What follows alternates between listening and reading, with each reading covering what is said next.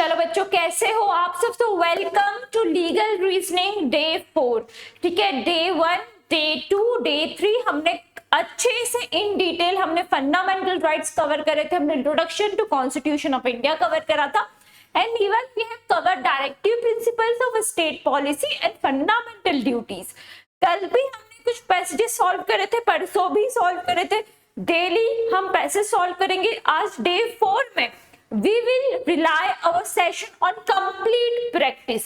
देखिए, अच्छे से एक एक वर्ड को, पैसेज को केयरफुली हमें पढ़ना है, उसके बाद हमें क्वेश्चन को सॉल्व करना है। देखिए, आपको मैं 2-3 मिनट दूंगी पैसेज रीडिंग के लिए, क्योंकि लैंग्वेज पैसेज की सिंपल है, क्योंकि ऑलरेडी हमें कॉन्सेप्ट आता है। भैया ऐसा कोई सा भी कॉन्सेप्ट नहीं होगा जो आपने क्लास में डिस्कस ना करा होगा अपनी फैकल्टीज के साथ, या आपकी फैकल्टीज ने आपको नहीं पढ़ाया होगा। बहुत 10 to 20% चांसेस होते हैं कोई ऐसा कॉन्सेप्ट आ जाए जिसके बारे में आपको 0% नॉलेज हो। ठीक है, हम इतना सारा लीगल पढ़ चुके हैं, and all year long student crash course, so have confidence in you. Legal acumen हमारा डेवलप हो चुका है। ठीक है, जितना कॉन्फिडेंट होके क्वेश्चंस रीड करोगे उतने ज्यादा आपके स्कोर करने के चांसेस बढ़ जाएंगे। तो चलिए, पहले we will solve the passage second from question number 6 to 10, 1 to 5 and 11 to 15 कल हम सॉल्व कर चुके थे। आज हम ये पैसेज सॉल्व करते हैं। First I am giving you 3 minutes to read this particular passage. मैं स्क्रीन से हट जाऊंगी, पैसेज पढ़िएगा, मुझे कमेंट सेक्शन में आंसर्स बताइएगा। ठीक है, I will explain each line of this particular passage. बिल्कुल भी घबराना नहीं है कि मैम ने तो सिर्फ पैसेज पढ़ने को दे दिया, बाद में तो समझा ही नहीं। तो चलिए पढ़िए अच्छे से।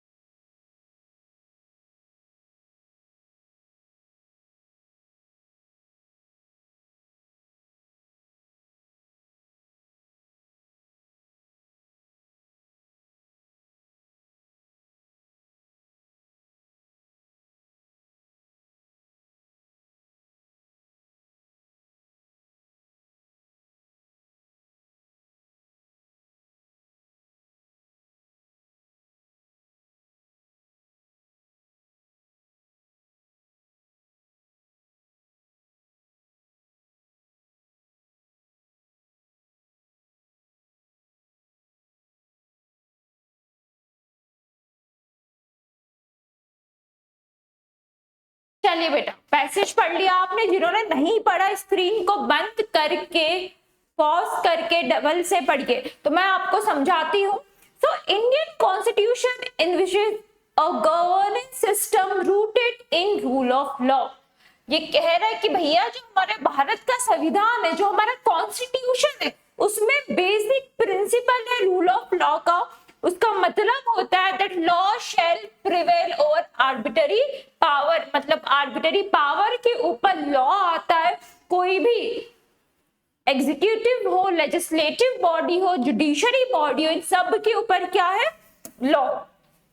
The constitution is supreme law of land and all other authorities including the legislature and executive derive their legitimacy from it।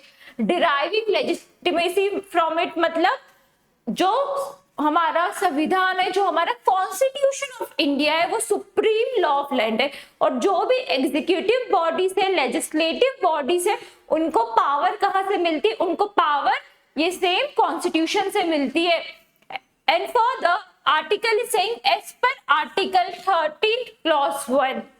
हमने पढ़ा था 13 क्लॉज 1, हमने इसमें लॉ की डेफिनेशन देखी थी, इसमें हमने पढ़ा था, क्या पढ़ा था? फटाफट कमेंट सेक्शन में मुझे बताइए। We have in detail we have discuss कि कोई भी ऐसा लॉ जो हमारे फंडामेंटल राइट को, जो पार्ट 3 ऑफ कॉन्स्टिट्यूशन को इन्फ्रिंज करते हैं, वॉयलेट करते हैं, ऐसा लॉ वॉइड एब इनिशियो होगा, ऐसे लॉ की कोई वैल्यू नहीं होगी। एंड इसमें हमने ये भी देखा था doctrine of eclipse, doctrine of severability, और क्या थी एक और, फटाफट मुझे बताइए। चलिए, so as per article 13 any law that infringes upon or violates the provision of the constitution shall be declared void. So any law that violates the provision of the constitution shall be declared void. Further, article 21 serve as a crucial checks on executive power by mandating that no person shall be deprived of his life and personal liberty except through the procedure established by law. Further ये article कह रहा है that जो article 21 है वो empower करता है कि देश में पर्सनल लिबर्टी बनी रहे और कोई भी पर्सन को बेसिक जो लाइफ है एंड पर्सनल लिबर्टी है उसको डिप्राइव ना करा जाए। और लेकिन इसमें एक्सेप्शन भी उसने बताया, ऐसा लॉ कब कर सकता है? जब प्रोसीजर एस्टेब्लिश बाय लॉ हो।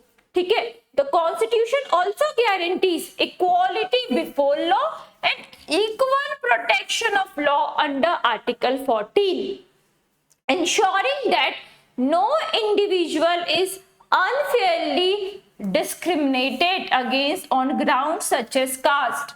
ठीक है, यहाँ पे कहते कि किसी भी इंडिविजुअल के बीच में आर्टिकल डिस्क्रिमिनेशन नहीं होना चाहिए। फेयर डिस्क्रिमिनेशन हो सकता है, पॉजिटिव डिस्क्रिमिनेशन हो सकता है, बट अनफेयर डिस्क्रिमिनेशन नहीं होना चाहिए on the grounds of caste, religion, gender or place of birth.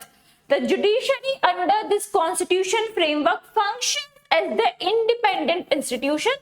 और यहाँ पे कहा गया कि जुडिशरी इंडिपेंडेंट है, मतलब जुडिशरी किसी के अधीन नहीं आती है। जुडिशरी पे ना लेजिस्लेचर की पावर होगी ना एग्जीक्यूटिव की। जुडिशरी को कोई कंट्रोल करेगा तो सिर्फ और सिर्फ कॉन्स्टिट्यूशन ऑफ इंडिया होगा। ठीक है, and immune from influence of both legislature and executive. Immune मतलब जिस पर उनकी रिस्पॉन्सिबिलिटी नहीं है, ड्यूटी नहीं है। Upholding the principle of separation of power. दूसरे पैरा में जाता है, so while the doctrine of equality before law implies that state should not confer undue privileges on any individual or group, the right to equality is not absolute। यहाँ पे कहा कि किसी को भी undue privileges नहीं मिलने चाहिए किसी एक पर्टिकुलर कास्ट को। कभी उनको ये मिल रहा है तो इक्वालिटी के प्रिंसिपल्स के अगेंस्ट है। लेकिन यहाँ पे ऑथर ने करके इसमें भी एक्सेप्शन है, इक्वालिटी का प्रिंसिपल भी एब्सोल्यूट नहीं है। मतलब स्टेट चाहे जब जरूरत हो तो दो क्लासेस के बीच में वो डिस्क्रिमिनेशन कर सकती है। हमने कॉन्स्टिट्यूशन की क्लास में भी पढ़ा था बच्चे, ऐसे डिस्क्रिमिनेशन को क्या कहते हैं? Positive discrimination. ठीक है, now the principle of reasonable classification allows the state to distinguish between individuals or group if such classification is just, non-arbitrary and serves a legitimate objective। फिर यहाँ पे बताया कभी आप क्लासिफिकेशन कर रहे हो तो वो कैसा क्लासिफिकेशन होना चाहिए? वो रीजनेबल क्लासिफिकेशन होना चाहिए। ठीक है, और वो रीजनेबल क्लासिफिकेशन में कभी दो इंडिविजुअल के ग्रुप में क्लासिफिकेशन हो रहा है तो classification non arbitrary and legitimate objective को सर्व करना चाहिए। ठीक है, ऐसा नहीं किसी अनऑब्जेक्टिव पर्पस से आप क्लासिफिकेशन कर रहे हो। Now further, for instance affirmative action policies such as reservation in education and employment are examples where treating unequals equally would violate substantive equality। Similarly, constitutional immunity granted to president and governor is another exception। अनादर। अब देखिए यहाँ पे आपको समझ में आएगी कैसे legal principles को बच्चा हाईलाइट करना है, कैसे हमें पता चलेगा कि यहाँ से क्वेश्चन में सवाल पूछा जाएगा। ठीक है, फर्दर नोटेबली यहाँ पे क्या बोला एक्सेप्शन में? पहले तो आप रिजर्वेशन कर सकते हो किसमें, कास्ट के बीच में, कभी वो एजुकेशनल पर्पस के लिए। For the president and governors को यहाँ पे इम्यूनिटी मिली हुई है, मतलब प्रेसिडेंट एंड गवर्नर के लिए स्पेशल प्रोविजंस बन सकते हैं, उनको अलग से वीआईपी फैसिलिटीज दी जा सकती है। Notably those who violate the law cannot demand equality in enforcement or punishment, as a legal system does not equate a wrongdoer with law abiding citizen। और यहाँ पे ये भी कहा गया है कि और क्या एक्सेप्शन है, मतलब जिसने क्राइम करा है वो ये एक्सपेक्ट नहीं कर सकते कि मुझे भी इक्वल ट्रीटमेंट दो। भैया क्यों देंगे, तुमने खुद लॉ अबाइड करा तो तुम इक्वालिटी की मांग भी नहीं रख सकते। इसीलिए जो जिसने ऑफेंस करा होता है, जो क्रिमिनल्स होते हैं, उनकी लिबर्टी हम छीन लेते हैं, उनको जेल में रखा जाता है, ठीक है, तब वो यहाँ पे ये चीज क्लेम नहीं कर सकती इक्वालिटी के अगेंस्ट है।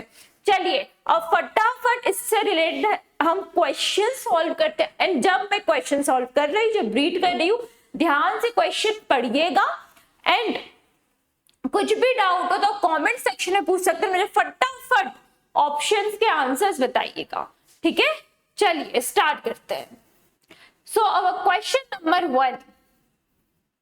So Reena, a senior investigative journalist known for her critical reports on government action, the journalist Reena ji was taken into custody from her home late at night by police officer without being shown arrest warrant. She was neither informed of the grounds for her arrest, not allowed contact her lawyer और family. तो basic layman language में हमें समझ में आ रहा है कि कहीं ना कहीं आर्बिटरीनेस है, ना उनको ग्राउंड ऑफ अरेस्ट बताए जा रहे हैं, ना उनको उनकी फैमिली से मिलने दिया जा रहा है, ना उनको लॉयर से कंसल्ट करने दिया जा रहा है, ठीक है। तो हमें समझ में आ रहा है क्वेश्चन पढ़ के कि भाई रूल ऑफ लॉ का कहीं ना कहीं वायलेशन हो रहा है।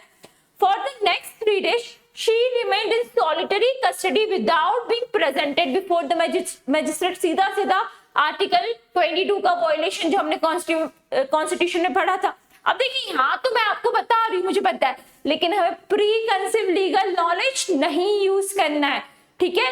पैसेज में क्या लिखा था, आर्बिटरीनेस होगी तो रूल ऑफ लॉ का वायलेशन होगा, इसीलिए मैं इन्फर कर रही हूँ, ठीक है। अभी भूल जाओ article 22 and any other article जो पैसेज में नहीं लिखे हैं। During which time she was eligibly questioned intensively on 4th day she was produced in court, where she immediately filed a writ petition alleging that her detention violated her fundamental right under article 21 of the constitution, especially her right to legal representation, information on ground of arrest and prompt production before the magistrate. Which of the following best reflect the correct legal position? तो मैं best answer choose करना है। फटाफट से मुझे बताइए इसका answer क्या होगा। ऑप्शंस को पढ़िए, शांति से ऑप्शंस को पढ़ना है, पेशेंस से ऑप्शंस को पढ़ना है बच्चा, प्री कंसीव लीगल नॉलेज नहीं यूज करना है। आपको लगे तो आप मुझे बता दीजिएगा, मैं फिर से आपको पैसेज पे रिविजिट करवा दूंगी। चलिए बताइए answer. Okay, so option number A, Reena arrest was valid. क्या रीना का अरेस्ट वैलिड था? सबसे पहले तो मुझे ये बताओ, आपको इसमें से देख के लग रहा है कि अरेस्ट कहीं से भी जस्टिफाइड था? नहीं, तो वैलिड वाले ऑप्शंस को तो पढ़ना ही नहीं है हमें, ठीक है। सीधा आप देख लीजिए इनवैलिड वाला एक बार पढ़ लेते हैं। So Reena arrest was invalid as she was denied legal representation and timely hearing, violating her right under article 22, 21। Passage क्या कह रहा था कि आर्टिकल 21 का वायलेशन नहीं होना चाहिए, किसी पर्सन की right to life and personal liberty से एग्जीक्यूटिव लेजिस्लेशन नहीं खेल सकती है except according to procedure establish by law, ठीक है। अब आपको सवाल होगा कि मैं प्रोसीजर ही तो था लॉ का यहाँ पे, तभी तो पुलिस वालों ने अरेस्ट करा, उन्होंने प्रोसीजर में रह के काम करा, लेकिन ऊपर लिखा था कि रूल ऑफ लॉ भी देश में फॉलो होना चाहिए। तो क्या रूल ऑफ लॉ यहाँ पे फॉलो हो रहा है? नहीं। तो इसको हम थोड़ा सा अभी कंसिडर करते हैं। एक बार हम ऑप्शन नंबर सी देख लेते हैं। Article 21 only applies in cases of capital punishment not pre trial custody. कहीं भी पैसेज में ऐसा नहीं लिखा था, तो सी भी हमारा एलिमिनेट हो गया। Now D, since she was journalist, the state may have applied special exception for national security। कहीं भी ऐसा लिखा था? भाई एक्सेप्शन में क्या था? प्रेसिडेंट, गवर्नर, कभी आप एक क्रिमिनल हो एस्टेब्लिश तब ये आपके एक्सेप्शन है, तो ये भी बेतुका है। सो डी भी एलिमिनेट हो गया। तो बच्चा राइट आंसर क्या है हमारा? B for ball. ठीक है, अब क्वेश्चन नंबर 7 हम पढ़ते हैं। So the question number 7 here it comes. So read the question carefully. The state government of Saurashtra introduced a scheme offering free tablet only to students belonging to one specific caste group. ठीक है, claiming it would prompt educational advancement. Which of following best describe the constitutional validity of scheme? Government क्या claim कर रही थी कि बच्चों को educational advancement में बेनिफिट मिलेंगे। अब देखिए यहाँ पे क्या लिखे, वन स्पेसिफिक कास्ट। कहीं भी आपको लग रहा है कि एब्सोल्यूट डिस्क्रिमिनेशन है, क्या पॉजिटिव डिस्क्रिमिनेशन है? हाँ, यहाँ पे लिखा होता कि वो कास्ट निग्लेक्टेड थी, वो कास्ट में भी इकोनॉमिकली वीकर सेक्शन हो सकती है, एसटी हो सकते हैं, एससी हो सकते हैं, ओबीसी हो सकते हैं, कुछ भी यहाँ पे मेंशन है। क्या पैसेज से ये रिफ्लेक्ट हो रहा है कि कास्ट उसकी नीड है? पैसेज में क्या लिखा था? आर्टिकल 14 का जब आप डिस्क्रिमिनेशन करोगे तो वैलिड ग्राउंड्स पे होना चाहिए, ठीक है, रैशनल ऑब्जेक्टिव मीट होना चाहिए। तो इतना क्वेश्चन समझ में आया। अब बताइए क्या इसकी कॉन्स्टिट्यूशनल वैलिडिटी है इस स्कीम की? ऑप्शन नंबर ए पढ़ते हैं। The scheme is unconstitutional as it discriminates only on the basis of caste, violating Article 14। ठीक है, इसको थोड़ी देर के लिए हम कंसिडर कर लेते हैं, क्योंकि मेरे हिसाब से हो सकता है भाई यहाँ तो नहीं लिखा था कि जो डिस्क्रिमिनेशन हुआ है कहीं भी मुझे पॉजिटिव नहीं दिख रहा है। आप ये आपको देना ही था स्पेसिफिक कास्ट को, तो आप क्वेश्चन में ये मेंशन होता कि वो एजुकेशनली बैकवर्ड क्लास थी, या वो इकोनॉमिकली बैकवर्ड थी, या वो और किसी तरीके से उनके साथ अन्याय हुआ था तो उनको जरूरी था टैबलेट देना। ठीक है, अब बी देखते हैं। The scheme is valid because the state has discretion to launching welfare scheme। बिल्कुल स्टेट को डिस्क्रिप्शन है, बट यहाँ पे पैसेज में कहीं नहीं लिखा था कि स्टेट को एब्सोल्यूट डिस्क्रिप्शन भी नहीं है भाई, एक्सेप्शंस है यहाँ पर। ठीक है, स्टेट को भी कॉन्स्टिट्यूशन के विधिन में रहकर काम करना पड़ेगा। तो बी भी आपका वॉयलेट हो गया, ये नहीं सही है। C, the scheme is valid as long it's not challenge in court. ऐसा कुछ भी नहीं, जब तक कुछ चीज कोर्ट में नहीं चैलेंज हो रही तो वैलिड कैसे रहेगी? पैसेज में कहीं पे लिखा था ये, तो सी भी आपका एलिमिनेट हो गया। Now D, the scheme is unconstitutional because only the parliament can approve caste based reservation. ये पैसेज में कहां पे लिखा था? ये आपका प्री कंसीव्ड नॉलेज है कि पार्लियामेंट करेगी या स्टेट लेजिस्लेचर करेगी, सो एंड सो। ठीक है, नहीं था, या प्रेसिडेंट करेंगे। सो डी भी आपका एलिमिनेट हो जाता है बेटा। तो आपका सही आंसर क्या होगा यहाँ पर? ए। कुछ डाउट है आपको तो आप पूछ लीजिए। ठीक है, अब क्वेश्चन नंबर 8 देखते हैं हम। Dev, a sitting president of India, was accused of corruption. ठीक है, देव प्रेसिडेंट है भारत के, इनको करप्शन के चार्जेस लगे। A citizen group demanded that criminal proceedings be initiated against him immediately. ठीक है, सिटीजन ने डिमांड करा। However, the court refused to entertain the case until Dev completed his term as per Article 361. Was this action legally justified? ठीक है, क्या ये action legally justified है? अब ऐसे क्वेश्चन है ना एज पर टर्म आर्टिकल, तो अब घबरा मत जाना, मुझे तो नहीं पता आर्टिकल 361 क्या है, वो आपसे आर्टिकल पूछ भी नहीं रहे। ठीक है, क्वेश्चन पढ़िए। नो, क्या ये एक्शन जस्टिफाइड है? No, because when president is not above the law. ठीक है, ये चीज सही है कि प्रेसिडेंट अबव द लॉ नहीं है। ठीक है, थोड़ी देर के लिए इसको कंसिडर कर लेते हैं। B, yes, because the president enjoys immunity under the constitution while in office. क्या लास्ट पैसेज की लास्ट पैरास में क्या ये लाइन नहीं लिखी थी कि एक्सेप्शंस मिलता है प्रेसिडेंट एंड गवर्नर को, उनके लिए अलग से स्कीम्स, अलग से जो वीआईपी ट्रीटमेंट है वो मिल सकता है in certain cases. Now B, so I will also consider B. Now C, no, because such immunity encourage wrongdoing, not relevant to the passage। यहाँ पे हाँ ऐसा कभी लिखा होता है, it will against the rule of law, तो हम एक बार सोचते भी। D, yes, because the president can be removed only by the prime minister, again irrelevant option। ठीक है, so अब हमें no and yes में confusion है। सबसे पहले मुझे ये बताओ, जब मैं पैसेज को रिविजिट करूंगी, कोर्ट ने यहाँ पे रिफ्यूज कर दिया था प्रेसिडेंट को उन पर ट्रायल नहीं चलाने से, तो क्या हमने यहाँ पे नहीं लिखा था judiciary under this framework functions as independent institution immune from influence of both legislature and executive. Further, जब हम देखेंगे similarly constitutional immunity granted to the president and governor is another exception. ठीक है, notably the law cannot demand equality enforcement. तो यहाँ पर immunity governor वगैरह को जब जुडिशरी चाहे तो कुछ केसेस में इम्यूनिटी दी जा सकती है. सो बच्चा, कंसिडरिंग द इम्यूनिटी प्रिंसिपल, जो आपका राइट आंसर होगा वो आपका बी आंसर होगा. ठीक है, ये एक्सेप्शन में फॉल करते हैं. अब इसे कहीं भी ये मतलब नहीं होता कि क्या गवर्नर और प्रेसिडेंट क्या कुछ भी क्रिमिनल काम करेंगे तो उनको इम्यूनिटी मिलेगी, नहीं. बट कोर्ट चाहे तो कोर्ट उन्हें दे सकती है. ठीक है, हो उनका अभी सीटिंग ऑफिस में जब वो उनका रिटायर्ड हो जाएगा तो फिर से पे ट्रायल चल सकता है. बट ये हमारे कॉन्स्टिट्यूशनल प्रिंसिपल्स में भी है. तो ये आपको नहीं भी पता था कि क्या होता है देश में कानून, उसके बावजूद आप ये क्वेश्चन सॉल्व कर सकते थे by referring to the passage. ठीक है, चलिए आप क्वेश्चन नंबर 9 सॉल्व करते हैं. फटाफट मुझे इसका आंसर बताइएगा. In Dakshin Pradesh the state government introduce a scholarship scheme aimed at promoting higher education. ठीक है, दक्षिण में भैया स्कीम निकली है scholarship to promote higher education, कोई दिक्कत नहीं स्कीम निकालने में. However the eligibility criteria specified that only women aged 25 and above could apply. ठीक है, ये डिस्क्रिमिनेशन इसमें कर दिया कि जो on the basis of gender की जो 25 साल के ऊपर की महिला है वो सिर्फ अप्लाई कर सकती है.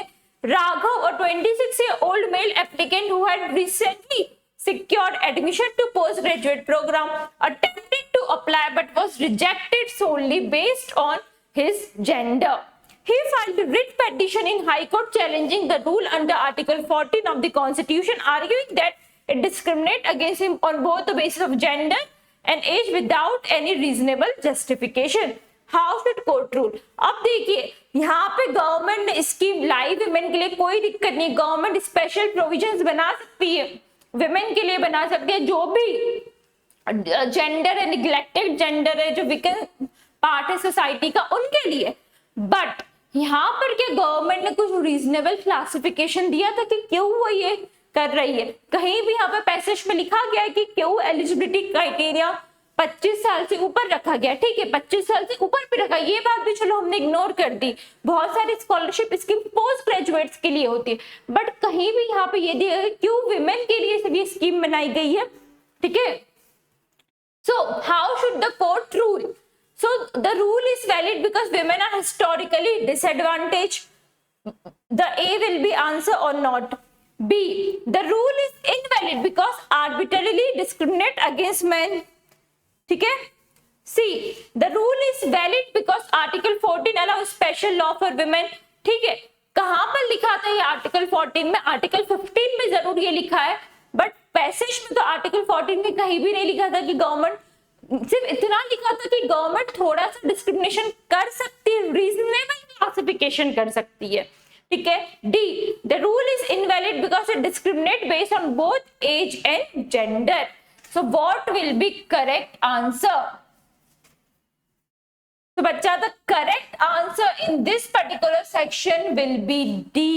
The rule is invalid because it discriminates based on both age and gender. कभी यहाँ पे ये लिखा होता कि women बहुत ज्यादा हिस्टोरिकली निग्लेक्टेड है या उनके स्पेशल प्रोटेक्शन के लिए, उनको एजुकेशन के लिए स्कीम बनाई जा रही है, तो हम ये ऑप्शन चूज करते ए. बट हमारे क्वेश्चन में कुछ भी ऐसा नहीं लिखा था, हमें खुद से चीजें इन्फर नहीं करनी है.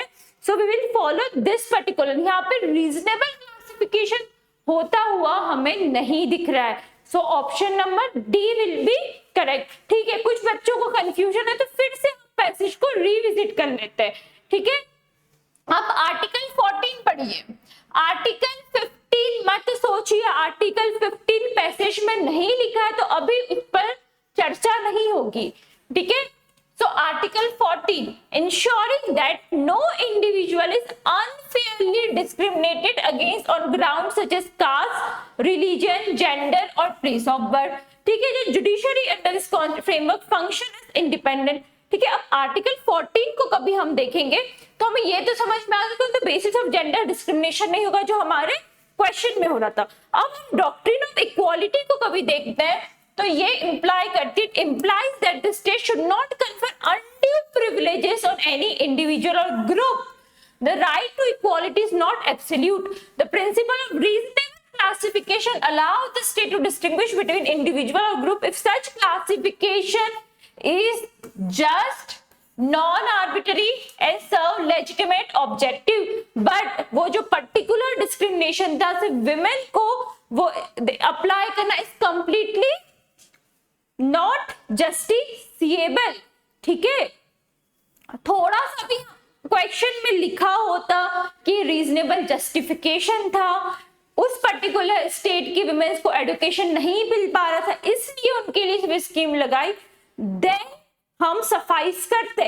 बट ये रीजनेबल क्लासिफिकेशन नहीं है क्योंकि क्वेश्चन में मेंशन नहीं है, उसके फैक्ट से हमें रीजनेबल क्लासिफिकेशन नहीं लग रहा है, ठीक है। तो बच्चा your answer number D will be correct. Now question number 10 पढ़िए। Vikrant convicted of a serious tax fraud, ठीक है, Vikrant is convicted of serious tax fraud, appealed his sentence under article 14 claiming that another person convicted of similar fraud received lighter sentence. He argued this was unequal treatment before law. वो ये कहता था कि same person ने जिस person ने जो crime करा था उसको कम सेंटेंस मिला था, मुझे क्यों ज्यादा सेंटेंस मिला, ठीक है। He argued is Vikrant entitled to relief under article 14? तो आंसर दीजिए इसका, ऑप्शन नंबर ए, ठीक है। Yes, because everyone must be punished equally for same offense. No, because article 14 cannot be evoked by convicted person to claim parity. Yes, because sentencing was always be consistent. No, because article 14 is not applicable in criminal sentencing. तो क्या होगा इसका answer, ठीक है। कुछ बच्चे कह रहे कि मैम एक बार प्लीज पैसेज रिविजिट कर दीजिएगा, तो बिल्कुल हम पैसेज रिविजिट करेंगे बच्चा। इसके लिए आपको लास्ट लाइन पैसेज की देखनी है, ठीक है। देखिए यहां से देखिए, notably those who violate the law cannot demand equality in enforcement or punishment as the legal system does not equate a wrongdoer with law abiding citizen, ठीक है। सो अब आप देखिए क्वेश्चन नंबर 8 आपको समझ में आ गया, तो इसके सबसे पहले तो नो होगा, जो खुद क्रिमिनल है वो खुद इक्वालिटी की डिमांड नहीं कर सकता, वो कोर्ट डिसाइड करेगी कोर्ट को क्या पनिशमेंट देनी है, ठीक है। पर्सन टू पर्सन भी पनिशमेंट वेरीड हो सकती है। So option number B, no because article 14 can not be invoked by convicted person to claim parity, या D, no because article 14 is not applicable to criminal sentencing. ज्यादा appropriate क्या होगा, last line में क्या लिखा था कि क्रिमिनल पर्सन, ये लिखा था जो लॉ अबाइडिंग सिटीजन नहीं है। So your option number B will be correct because it can not be applied by convicted person to claim parity, ठीक है। कन्विक्टेड पर्सन नहीं कह सकता कि मुझे सेम इक्वल ट्रीटमेंट चाहिए, तो B will be correct answer.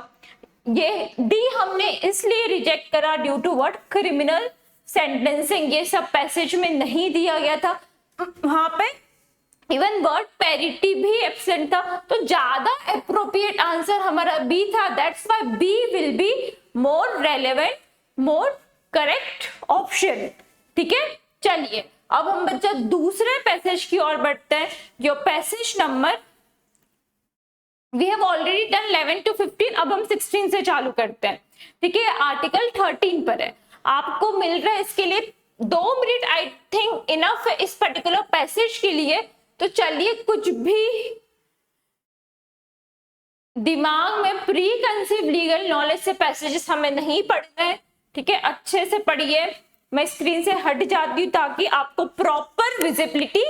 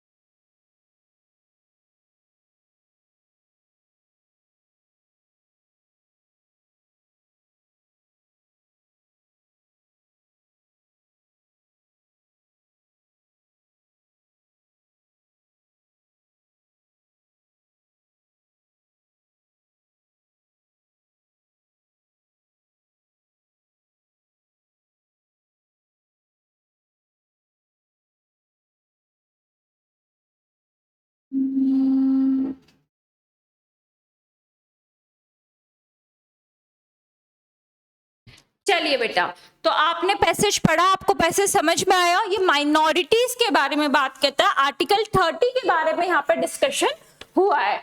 तो चलिए हम इसको इन्फर करते हैं क्या कह रहा है पैसेज। तो article 30 of the Indian constitution is one of the many provisions that ensure preservation of minority right. Article 30 क्या ensure करता है? Preservation for only and only minority.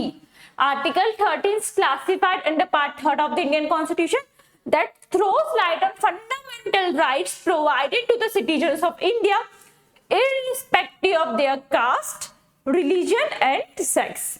Article 30 promises rights of minority to establish and administer education institution. Article 30 क्या right देता है minorities को? सबसे पहले आप मुझे बताइए कि माइनॉरिटीज क्या होते हैं।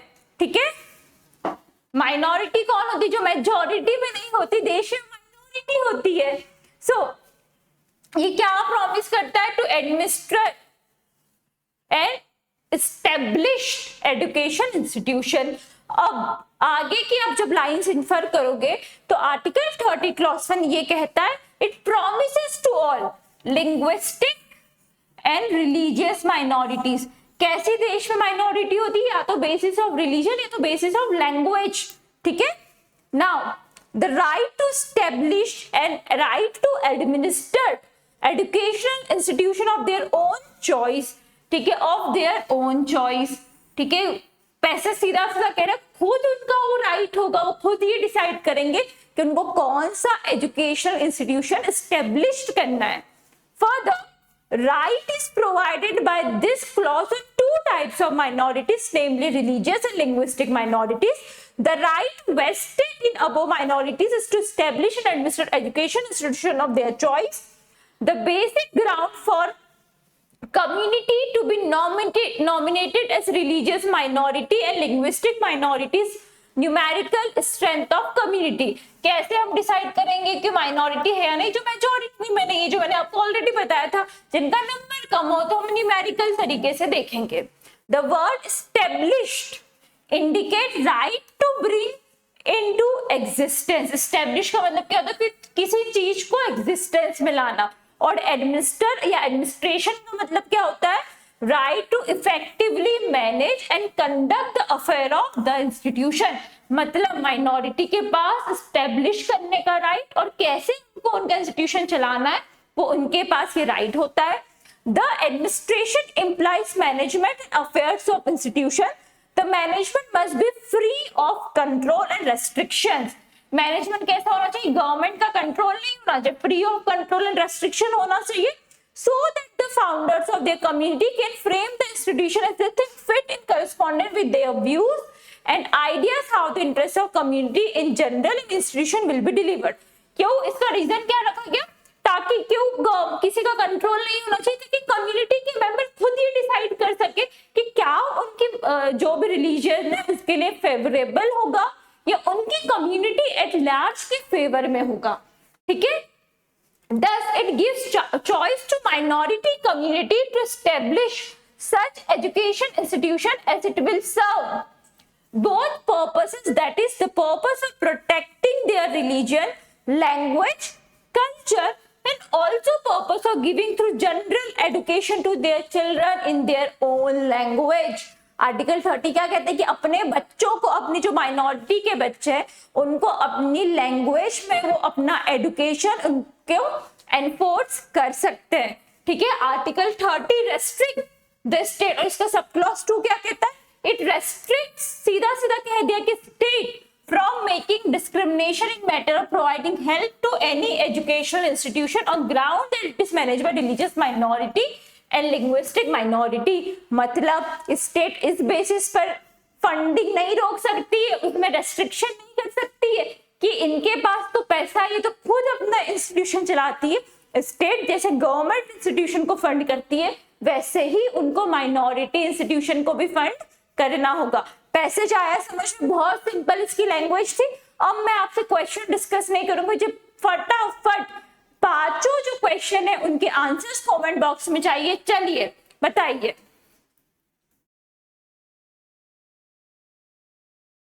फर्दर बच्चे जो लास्ट इसका पैरा है आर्टिकल 29, ये भी फटाफट डिस्कस कर लेते हैं. So article 29 of Indian constitution uses the word minorities in its marginal heading when it speaks about. मतलब आर्टिकल 29 में वर्ड माइनॉरिटी तो है बट ऑथर कह रहे हैं, लेकिन उसके सेक्शन में क्या लिखा है, any section of citizen inhabiting the territory of India or any part of country should have right to protect their language and script or culture which is different and varied. हर एक citizen जिसका culture different है, varied है, जो minorities में उनको अपना culture protect करने का हक है. It also says that citizen should be allowed to take admission in any educational institution which is maintained by the state or getting help from the state funds whether they vary in religion, race, caste, language or any of them. और state से वो fund ले सकते, state उनको support करेगी. चलिए अब फटाक से क्वेश्चन नंबर 16 एंड 17 पढ़िए और तुरंत मुझे इसका आंसर बताइए. फिर मैं बताऊंगी कहां पर आपने गलती करी. पहले मैं आपसे आंसर्स लूंगी और उसके बाद we will discuss the question at length.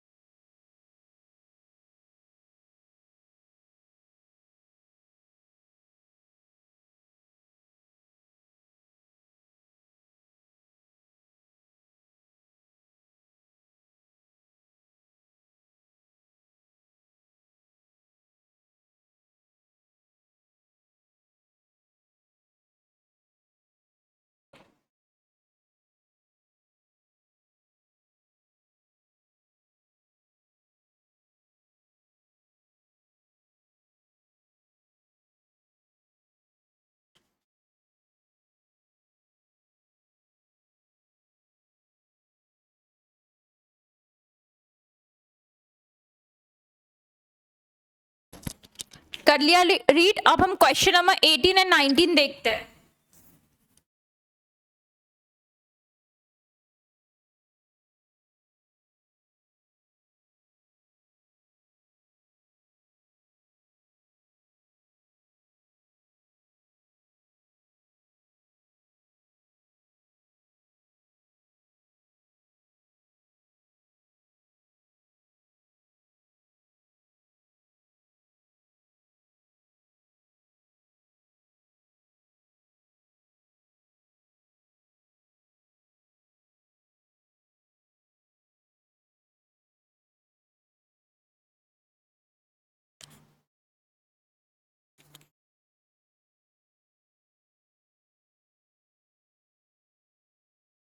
चलिए बेटा करा.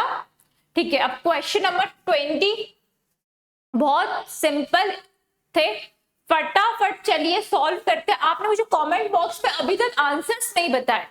सो क्वेश्चन नंबर 16 आपको पैसे समझ में आया? मुझे लगता नहीं पैसे समझने में किसी भी बच्चे को दिक्कत हुई होगी क्योंकि हमने ऑलरेडी इसको क्लास में डिस्कस करा है.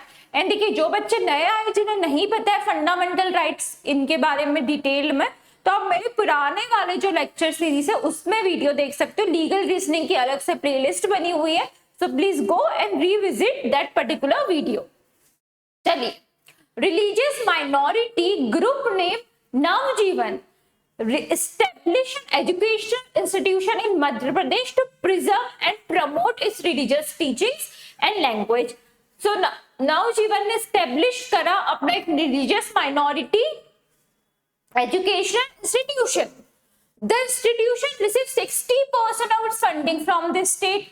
60% उसकी फंडिंग स्टेट से आ रही थी. ठीक है.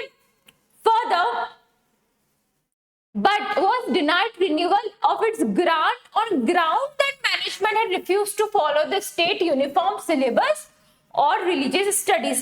लेकिन स्टेट ने कह दिया था कि अब भैया हम आपको फंड नहीं देंगे, अब हम आपको ग्रांट नहीं देंगे क्योंकि आपने हमारा सिलेबस और हमारा जो यूनिफॉर्म सिलेबस था और रिलीजियस स्टडीज थी वो नहीं फॉलो करी, आपने रिफ्यूज कर दिया है. The group challenged the denial on the ground of Article 30. Which of following option best describe the constitutional provision? सबसे पहले बताओ क्या यहाँ पे स्टेट गलत है क्या माइनॉरिटी इंस्टीट्यूशन? यहाँ पर भैया स्टेट गलत है क्योंकि आर्टिकल 30 में सीधा सीधा लिखा था, क्या लिखा था कि माइनॉरिटीज जो होती है उनके खुद के पास राइट्स होते हैं to establish and administer their educational institution, their minority institution, and state cannot impose their laws on functioning of its institution. Further, state cannot deny funding just because it is a minority institution. तो चलते कौन सा option feasible होगा, right होगा. सो क्या state का denial valid था? At the state can impose reasonable condition tied to funding, ऐसा कहाँ पे लिखा हुआ था? तो ये option number A will be wrong. कहीं भी आर्टिकल 30 में ऐसा लिखा नहीं था कि स्टेट रीजनेबल फंडिंग पर फिल्टर्स लगा सकती है, उसको रोक सकती है.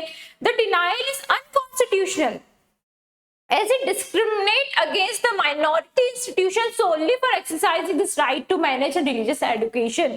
ठीक है, तो बी आपका सही आंसर होगा क्योंकि भैया सीधा सीधा वहां पे लिखा हुआ है कभी स्टेट डिस्क्रिमिनेट करती इस बेसिस पर कि वो माइनॉरिटी से उसको फंड नहीं देती है, तो ये आर्टिकल 30 के वॉयलेटिव में होगा. हाँ, स्टेट कभी इस बात से फंड नहीं देती कि अभी देश में रिसेशन है, अभी स्टेट के पास पैसा नहीं है, तो वो अलग बात होगी. लेकिन यहाँ पे स्टेट ने क्यों फंडिंग रोकी?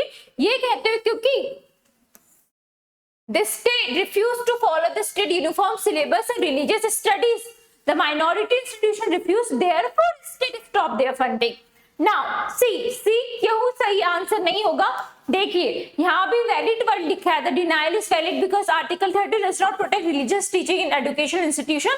कुछ भी नहीं है भैया, ये तो आर्टिकल 25 से 28 की बात कर रहा है. Now, the denial is valid as Article 30 applies only to completely privately funded institution. Again, wrong because Article 30 applies to minority institution. So your B will be correct answer. So we will move towards our next question 17. A linguistic minority in Kerala runs an education institution where the medium of instruction is exclusively their native tongue. क्या minority institution के अपनी language promote कर सकते हैं? लिखा हुआ था passage में दे कैन डू सो, वो अपनी लैंग्वेज पे अपनी टीचिंग्स दे सकते हैं क्योंकि लिंग्विस्टिक बेसिस पे माइनॉरिटीज होती है, रिलीजियस बेसिस पे माइनॉरिटीज होती है. ठीक है, the state issued a circular directing that all aided institution must introduce Malayalam as the medium of instruction for all subjects. लेकिन स्टेट ने कंपल्सरी कर दिया कि सबको मलयालम पढ़ाने की जरूरत है, कंपल्शन है हर एक एडेड इंस्टीट्यूशन को, जिससे स्टेट को फंडिंग मिलती है. The institution refuse and challenge the circular. Can state enforce direction? क्या स्टेट माइनॉरिटी इंस्टीट्यूशन पे डायरेक्शन इन्फोर्स कर सकता है कि आपको टीचिंग मलयालम में देने, आप अपनी उर्दू या आपकी जो भी माइनॉरिटी इंस्टीट्यूशन की लैंग्वेज उसमें? ठीक है, तो सीधा सीधा हमें समझ में आ गया कि स्टेट की गलती थी, यहाँ पे अनकॉन्स्टिट्यूशनल है, तो हमें यस पे तो देखना ही नहीं है. तो we will see the no options. So no options, yes option तो सीधा सीधा डिनाइड हो गए क्योंकि स्टेट की यहाँ पे गलती थी, state can not do so. yes now no because article 30 protects the right of minorities to choose medium of instruction. क्या ये सही होगा या डी देखते हैं? no because article 29 prevents any compulsion that dilutes linguistic identity in educational institution. अब ये बहुत कंफ्यूजिंग है, तो इसके लिए फिर से हम एक बार आर्टिकल 29 को विजिट कर लेते हैं क्योंकि आर्टिकल 30 तो कहता था कि राइट्स ऑफ माइनॉरिटीज को प्रोटेक्ट करता है to choose their medium of instruction. But let's see article 29. तो क्या कहता है आर्टिकल 29? आर्टिकल 29 कहता है that any section of citizens inhabiting the territory of India or any part of a country should have right to protect their language or script or culture which is different. ये बात सीधी सीधी article 29 यहाँ पे कही है. Article 30 क्या कहता है? The minorities have right to establish, right to administer their educational institution. But language protection की बात, स्क्रिप्ट कल्चर प्रोटेक्शन की बात कौन कर रहा है? आर्टिकल 29. तो बच्चा यहाँ पे क्या आंसर होगा आपका? राइट. तो your right answer will be Article 29. So your D option will be your correct answer. Now question number 18 पढ़िए. Which of following statement can be correctly inferred from the passage regarding the relation between Article 29 and Article 30? तो इसका answer बताइए कि कौन सा statement correct है when we are talking about the relation between these two articles. तो question number A देखते हैं. Article 30 grants minorities a right to establish institutions but not necessarily to manage them freely. ऐसा कुछ नहीं कहा. Article 30 तो कह रहा है कि उनके पास राइट है to establish and same time administer. तो मैनेज का सीधा सीधा ये गलत हो गया कि एडमिनिस्ट्रेशन का मतलब ही होता है मैनेज करना. Now B, article 29 protects only religious minorities whereas article 30 both religious and linguist. ऐसा नहीं है, आर्टिकल 29 भी प्रोटेक्ट कर रहा था लैंग्वेज को, प्रोटेक्ट कर रहा था कल्चर को, मतलब both religious cultural linguistic. Again B will be wrong option. C, Article 13 institution receiving state aid cannot violate right of admission under Article 29. Again, illogical answer. D will be your correct answer. Article 29 and sorry, just read. मैंने कुछ confusion कर दिया. C. So we will consider this because Article 30 institution receiving state aid cannot violate right of admissions under Article 29. ये same कह रहा था that कभी आपको स्टेट हो रहा है तो आपको आर्टिकल 29 में डिस्क्रिमिनेशन नहीं कर सकते हो. आप ऑन द बेसिस, आप स्टेट फंडिंग नहीं रोक सकती स्टेट किसी को भी ऑन द बेसिस ऑफ कभी उनकी स्पेशल लैंग्वेज है, उनका कल्चर है तो उन पे इम्पोज नहीं कर सकती है. ठीक है. Now D, article 29 30 are mutually exclusive and do not apply to same institution. This is wrong because यहाँ पे कहा था जो distinctive है. ठीक है. So your C will be the correct answer. Now question number 19.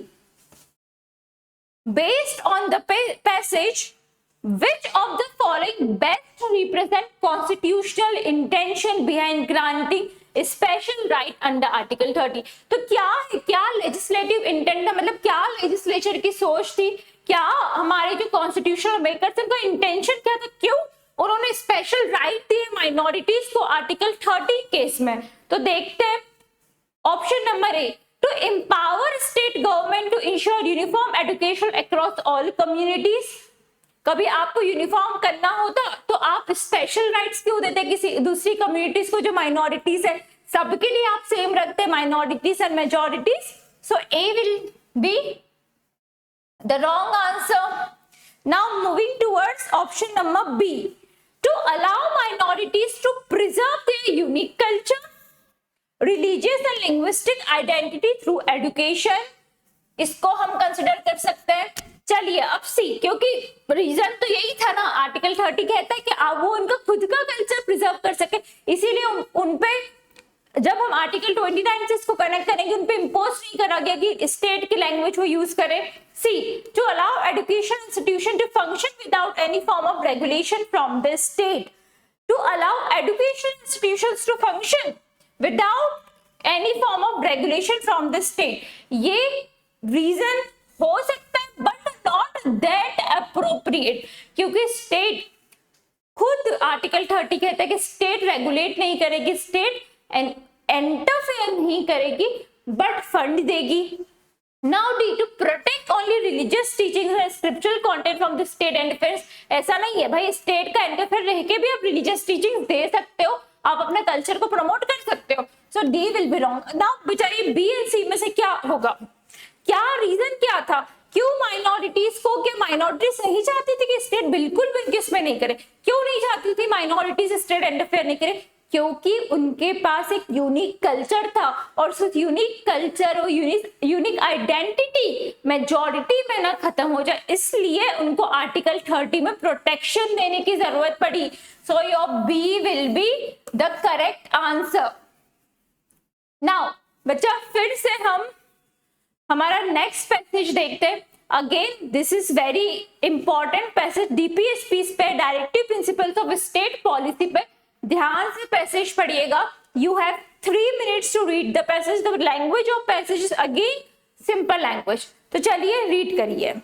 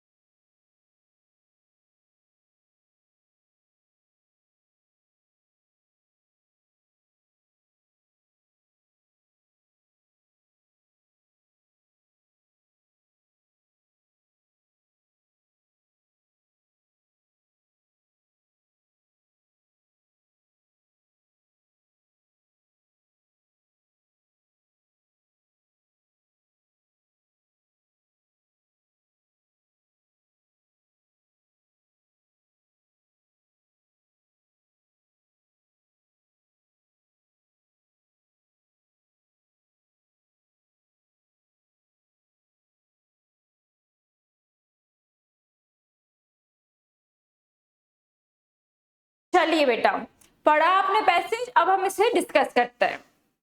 तो directive principles of state policy का कॉन्सेप्ट आपको बेसिक तो क्लियर होगा. कल की क्लास में भी हमने डिस्कस करा था. वो नॉन जस्टिसिएबल राइट्स होते हैं, वो गाइडलाइन के जैसे यूज करती है गवर्नमेंट उन्हें to enforce, to enact new legislature, ताकि सोसाइटी का वेलफेयर हो सके. ये गुड गवर्नेंस के प्रिंसिपल्स होते हैं एंड इन्हें वेलफेयर गाइडलाइंस भी कहा जाता है. तो चलिए पैसेज को इन्फर करते हैं. सो a concept borrowed from Irish Constitution. Irish Constitution से हमने DPSP borrow करे थे. The roots of directive principles of state policy lies in the history of India itself. ठीक है. The directive principles of state policy hereafter referred to DPSPs are enshrined in Part 4 of the Constitution of India. Their primary function is to serve as the guideline for the government policy formation. इनका primary function क्या होता है कि government policies framework कर सके, उसकी guidelines है ये. The government is expected to take these principles into consideration while performing its legislative functions.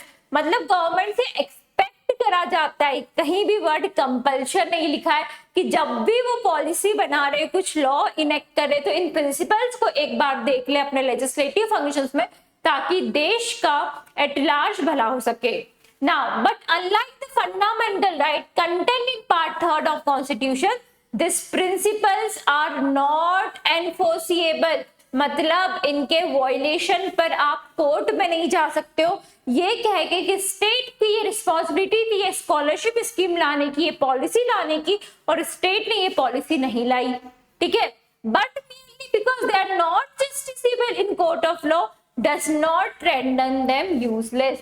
लेकिन ऑथर ने ये भी क्लियर कर दिया कि भले ही हम ये मानते हो नॉन जस्टिसिएबल होते हैं, हम एक्शन नहीं ले सकते, लेकिन इसका ये मतलब नहीं कि directive principles of state policies का कोई मतलब नहीं है, वो यूजलेस प्रिंसिपल्स है.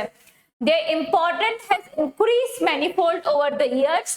They serve not only as guidelines today but also keeps a check on the government, even though that check is not the court but the citizens. यहाँ पे ये कहा रहा है कि ये system of checks and balance की तरह वर्क करते हैं. भले ही यहाँ पर कोर्ट इनको चेक नहीं कर रही है, जैसे कोर्ट आपके फंडामेंटल राइट्स पे चेक कर रखती है, बट यहाँ पे खुद जो सिटीजन्स है वो चेक करते कि डीपीएसपी का पालन हो रहा है या नहीं हो रहा है. The parties that form governments today are not concerned with well-being of the nation. They play divisive policies for their personal betterment. ये थोड़ा पॉलिटिकल ओपिनियन है तो इस पर ज्यादा ध्यान नहीं देना. They are concerned with the furtherance of their ideologies that the nation may not even share. In this environment, DPSPs are yardstick for the government performance and also check on arbitrary legislation.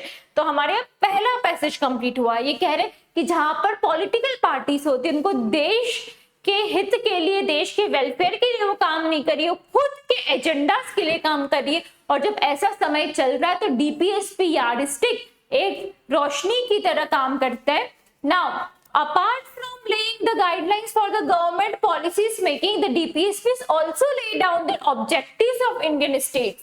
मतलब सिर्फ ये guidelines नहीं, ये objective के भी काम करता है for Indian state. They differentiate between the welfare state and police state. ये differentiate करता है कि कैसे welfare state हो गया police state. Now their presence making India the former. Their provision in this part include promotion of welfare of citizens, provisions for free legal aid to economically disabled, organizing village panchayat, developing uniform civil code, raising nutrition levels, etc.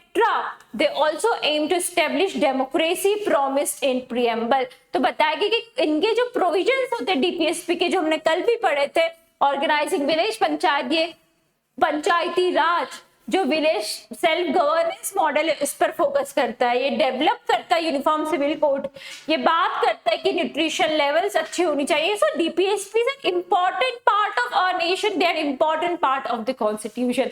क्या possible है fundamental right का अच्छे से enforce होना without strong DPSPs and vice versa?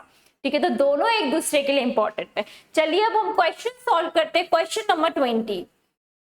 So Rihanna, class 10th student from a rural village in Bihar, was accused of theft and produced before the Juvenile Justice Board. Her family, unable to afford legal representation due to financial hardship, relied on legal aid authority to appoint a lawyer. However, no legal aid counsel was available on short notice. Advocate Arvind, who had already handled 3 pro bono cases under State Bar Council scheme, was approached but declined, citing his busy schedule and prior commitment. The hearing was adjourned for 10 days. Rihanna's family now seeks to move court, claiming that denial of legal representation violates her constitutional right.